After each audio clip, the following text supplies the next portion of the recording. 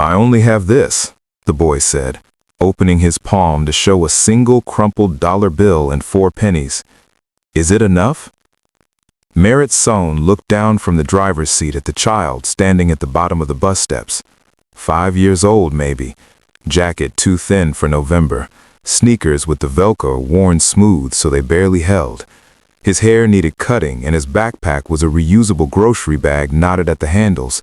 And he was looking up at Merritt with the particular dignity of a small person who has learned that asking is already the hard part and waiting for the answer is harder still. The fare was $2.50.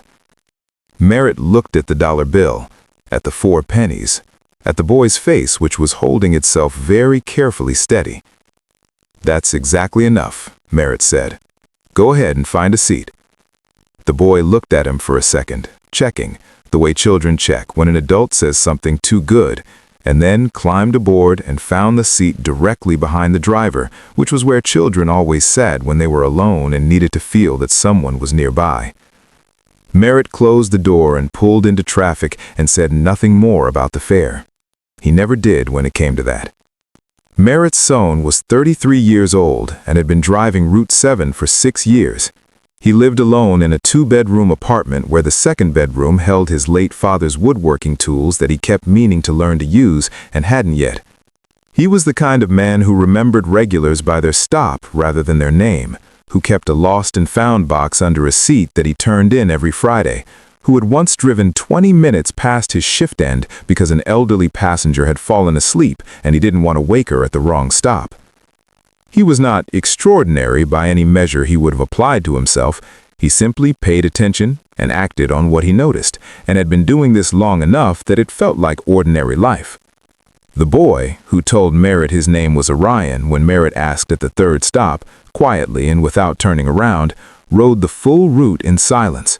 He looked out the window with the focused attention of someone memorizing things. When other passengers got on, he watched them carefully. When they got off, he watched that too.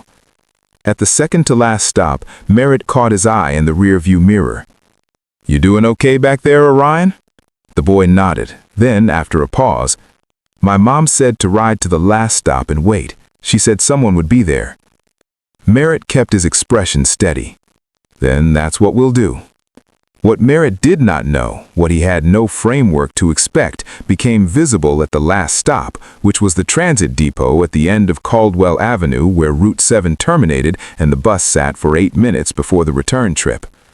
A black car was parked at the curb, not a taxi, a car with a driver standing beside it, hands clasped, watching the bus pull in with the alert patience of someone who had been given a specific instruction and was following it precisely. Orion stood up the moment the bus stopped. He looked out the window, saw the car, and his whole body changed from the held-together tension of the last 40 minutes, releasing at once into the simple relief of a child who has completed something difficult and arrived somewhere safe. "That's Gerald," he said, mostly to himself. Merritt opened the door.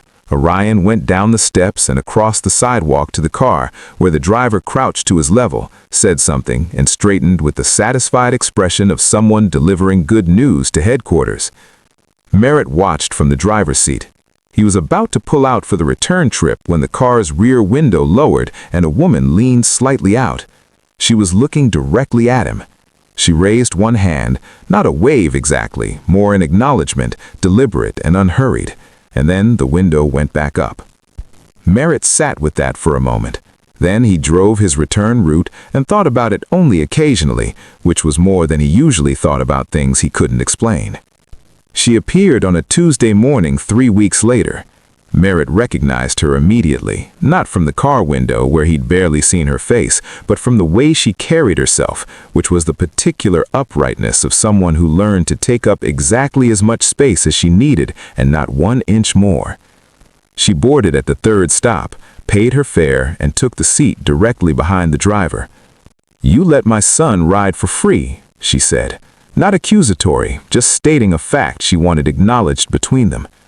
"He paid what he had," Merritt said, watching the road. "That's always enough in my book." A pause. "He told me about the 4 pennies," she said. "He told me you said it was exactly enough. Another pause, shorter. He's been talking about that for 3 weeks. Merritt glanced in the mirror. She was looking at her hands. He's a good kid, he said. Sat the whole route without a word of trouble. His father died 18 months ago, she said quietly. He's been trying very hard to be brave ever since. In the specific way that 5-year-olds try to be brave, which is, it's a lot to watch. Merritt said nothing. He let the silence hold what it needed. Her name was Celestine Vero. She was 30 years old and ran a logistics technology company her late husband Pell had co-founded with her 7 years ago. After Pell died, she had kept the company running with the focused determination of someone who understood that the work was also the grief's container, that if she kept building what they had started together, some part of it would keep existing. The company had grown significantly in the past year. The car, the driver, Gerald, the apartment in the Meridian building, these were the results of that. She did not talk about them much. She had grown up with nothing, and the having of things still felt like a fact she kept checking, the way you check a stove you're not certain you turned off. She rode Route 7 twice more that week.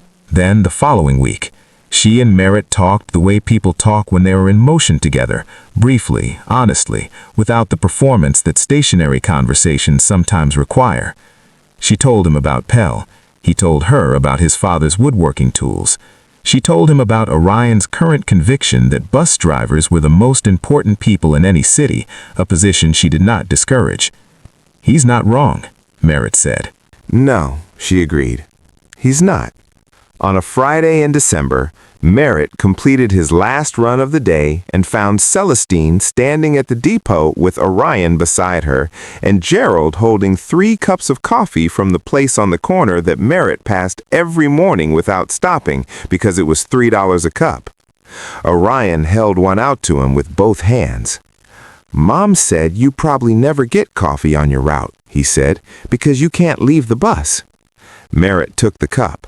He looked at the boy's face, open, serious, the face of a child who has decided that someone is worth the effort of paying attention to. He thought about a crumpled $1.04 offered with quiet dignity on a cold November morning. "Thank you, Orion," he said. The boy nodded, satisfied. Then he looked up at Merritt with his father's eyes, or so Celestine would tell him later, and said, "You said my pennies were enough. Nobody ever said that to me before." Merritt crouched down. "They were," he said. "They always will be."